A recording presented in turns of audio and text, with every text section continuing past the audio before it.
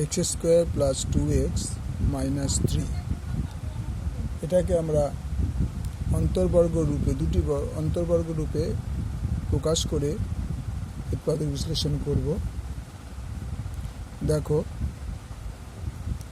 X square plus 2x এখান থেকে 4 plus 1 করলাম, তাহলে বিয়োগ করলে আমরা 3 হয়।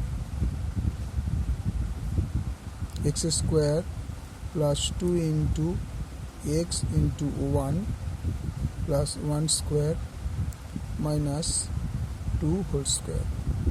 তাহলে পুরোটার বদলে কি যাবে, square plus 2ab plus b square, তার মানে এক্স প্লাস 1 তার স্কোয়ার মাইনাস 2 তার স্কোয়ার। তাহলে এটা হলো দুই বর্গের অন্তররূপে প্রকাশ করা, দুটি বর্গের অন্তররূপে প্রকাশ, দুটি বর্গের অন্তররূপে প্রকাশ।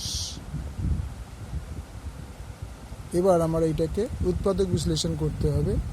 তাহলে এটাকে যদি এ ধরি, এটাকে যদি বি ধরি, A square minus B square, square minus B square formula আমরা জানি যে এ স্কোয়ার মাইনাস বি স্কোয়ারের ফর্মুলা হচ্ছে A plus B A minus B.